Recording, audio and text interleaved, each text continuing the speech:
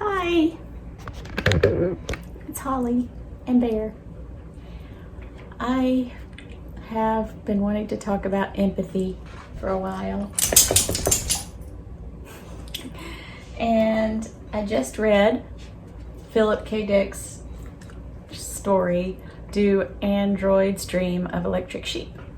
And I had done a video about dreams in which I used the title as the format for my title. But I hadn't read it, so I thought I should really do that. I watched Blade Runner, so I knew pretty much the gist of it. And I had some thoughts on that, obviously. But recently I also watched Hunter at Imagination Lives, his video on autism and empathy, and it was a really good one. So go check that out. I recommend it. And I had been thinking about it since I saw that video. And so as an autistic person, I do experience really strong empathy. And I wondered why people think that autistic people don't have or lack empathy. And it's when it seems like so many of us have an overabundance of it. And so I started thinking, maybe I just don't know the literal definition of empathy. So I looked it up. And this is the definition, according to Merriam-Webster. One is the action of understanding, being aware of, being sensitive to, and vicariously experiencing the feelings, thoughts, and experience of another. The other definition is the act of imagining one's ideas, feeling, or attitudes as fully inhabiting something observed. The imaginative projection of a subjective state onto an object. And I definitely think that in some cases, empathy is the act of someone projecting their own thoughts and feelings onto someone else. And how I experience empathy is if someone is experiencing something, I imagine how I would feel in that situation. And I also, if I have been in that situation, know how I would feel in that situation. That's why I like to hear other people's relatable experiences.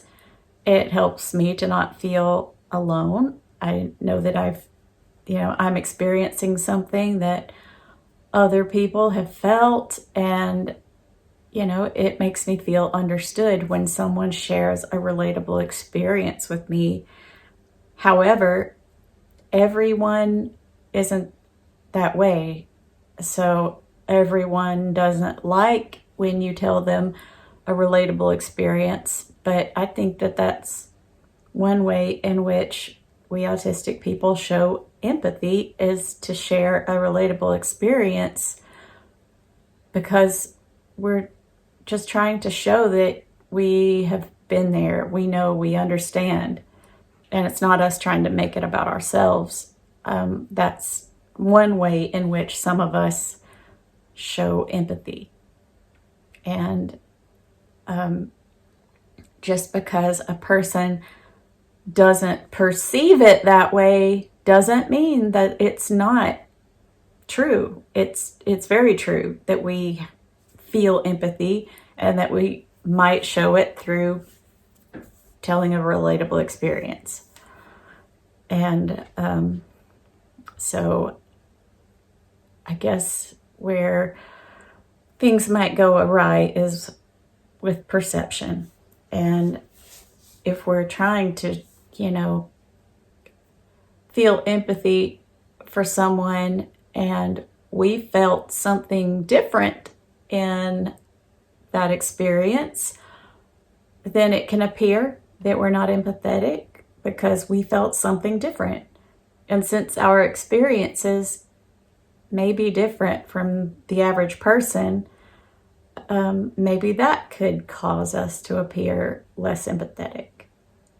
But in that book, Do Androids Dream of Electric Sheep, the test for finding out if someone is an android or a human is if they felt empathy for animals. And I have a really strong connection with animals. Always have.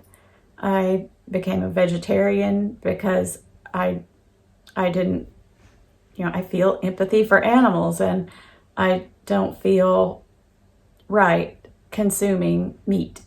So I wouldn't feel right, eating a human. So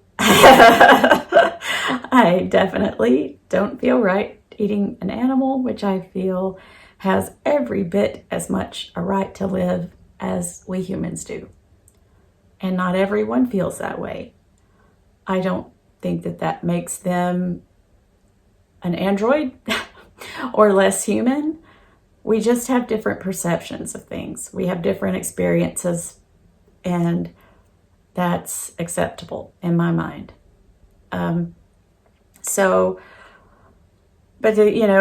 Thinking about that book and, the androids not feeling empathy for animals, although they do seem to show signs of empathy towards other androids, and the supposed human in that book, Deckard, I suspect, if, according to his own criteria, then he himself would qualify as an android, because he exhibits different times throughout the book where he is seriously lacking empathy. So, at the very least, he's a callous human. So, the only one in that book that I thought for sure exhibited, human, as in humane qualities, was Isidore. But, my own experience with empathy and animals, that also could make someone think that I'm not empathetic, because, like, my own animals, I felt such a deep connection with them. My two dogs, my boyfriend's cat, that I felt the loss of those animals extremely deeply. So, in a case where someone lost a loved one, I think I've learned my lesson by now. But, if I did happen to say, I know how you feel, I just lost my boyfriend's cat this year, somebody might think that was one of the most insensitive and callous things I could possibly say. They might think, well, it's just a cat.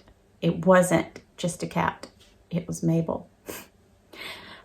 But, that's one way in which I might appear to lack empathy, where I know what it is to feel loss, and I know that they're feeling loss as well.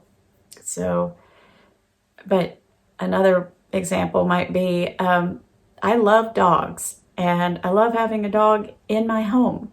Somebody doesn't like dogs. Someone doesn't want a dog in their home. And so if they had a dog in their home, I'm just like, oh, congratulations, you have a dog. That's so wonderful.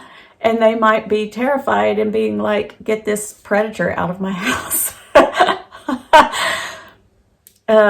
And they might think that I was really insensitive because I was just happy for them that they had a dog in their house and they're terrified. So we don't always know how someone else feels. We can only guess that based on our own experiences. And sometimes we guess wrong. And it doesn't mean that we lack feeling, that that we lack empathy. It just means that, you know, when we're throwing those darts at the dartboard of life, sometimes we just don't hit the bullseye.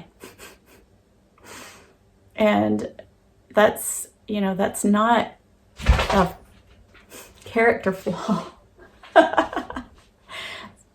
That was Bear jumping up suddenly. But,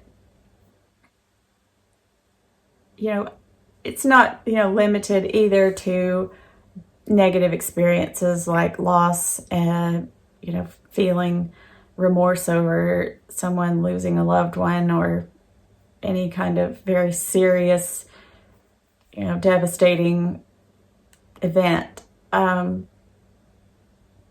Empathy can also be good experiences, which sometimes I think that the world in general is starting to lose sight of that, where we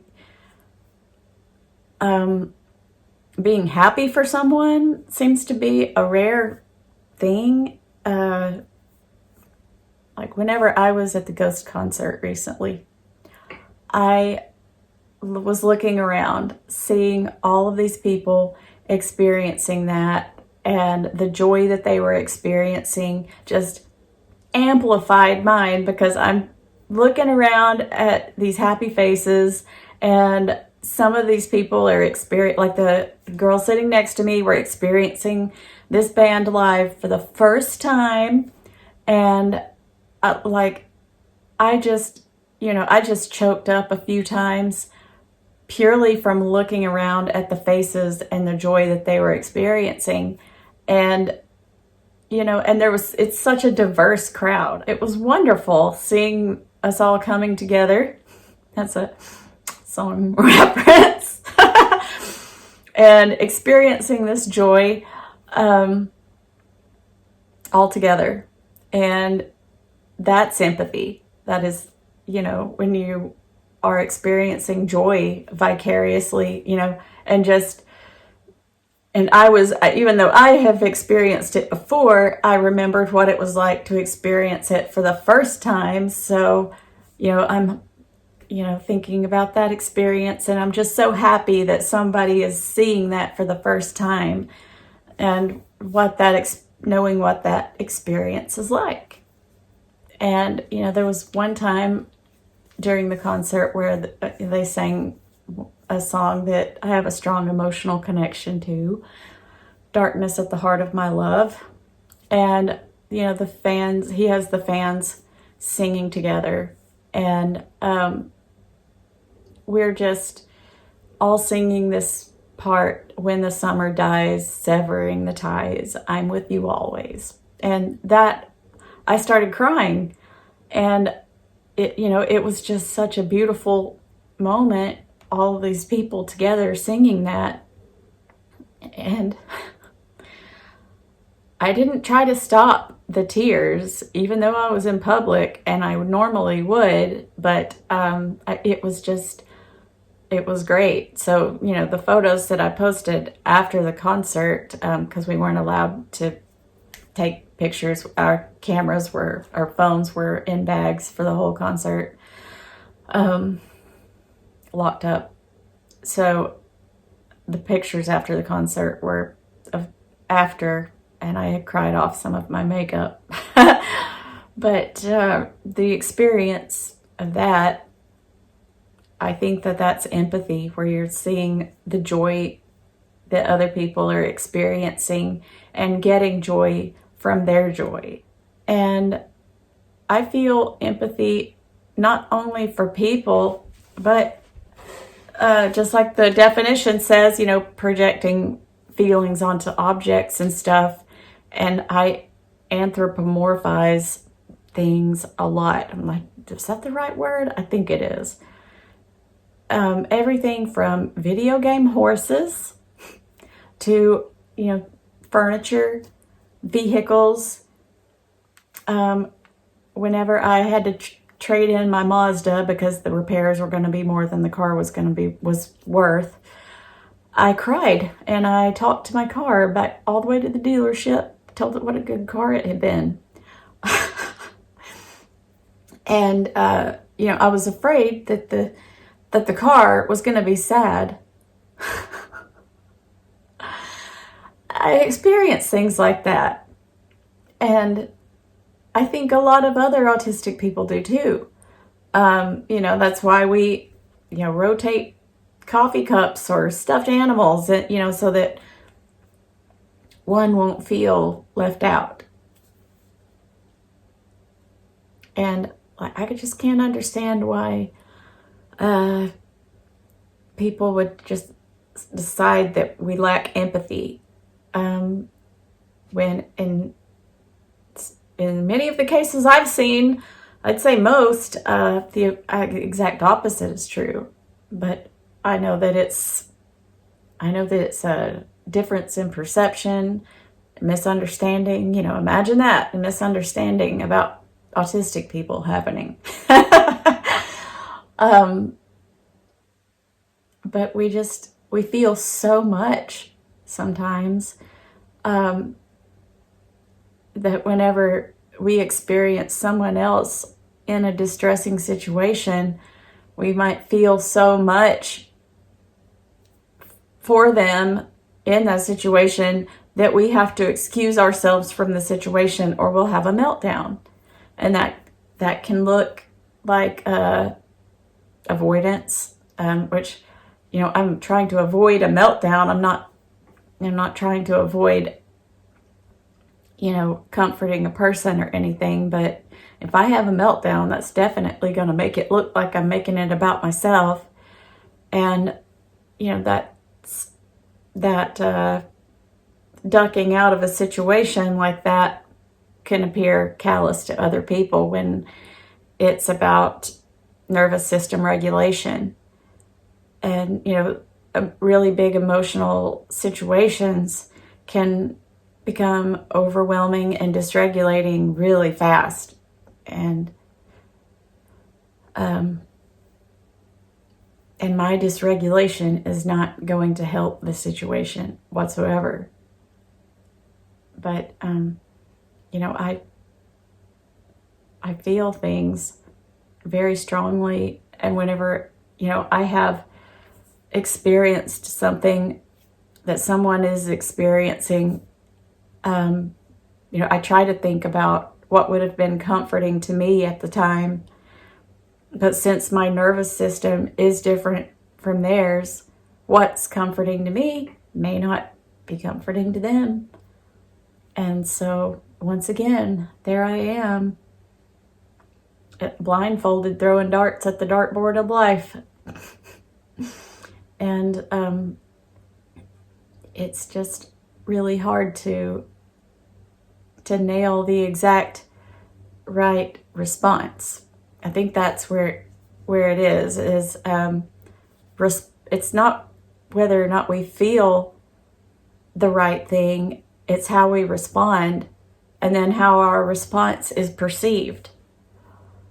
And since perception varies from person to person, and it can be based on, well, it's situational, obviously, it's subjective, obviously, and then there's, you throw in things like different people's belief structures, morality, whether or not their sensory input is the same as yours. We have so much different stuff going on in our brains that it's just really hard to nail the correct response. We have those social scripts that people go by where, if something bad happens, it's thoughts and prayers or whatever.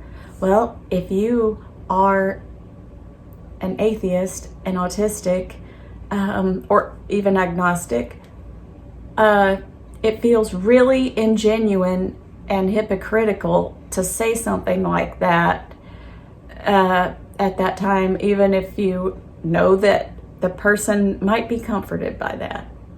And so that puts us in a weird situation where we're trying to think of something authentic to say, because authentic sympathy or empathy is much better than fake and forced empathy or sympathy. So, but not everyone perceives it that way. And you can't tell me that everyone out there offering thoughts and prayers is genuine. So, I would prefer a genuine person telling me their relatable experience than somebody's, thoughts and prayers any day. Just tell me your relatable experience. I like to know that somebody out there feels whatever it is that I'm going through. If it's whether it's a negative emotion or a positive emotion, anger, happiness, sadness, confusion, whatever. I want to know that I'm not alone in that. And maybe simply saying you're not alone, maybe that's a good place to start. Because, a lot of times in our loss and in our grief, we feel completely alone. So I don't know what a neurotypical person would,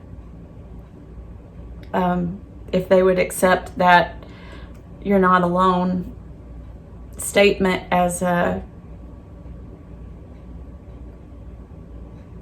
adequate, an adequate display of our feelings. I would hope so.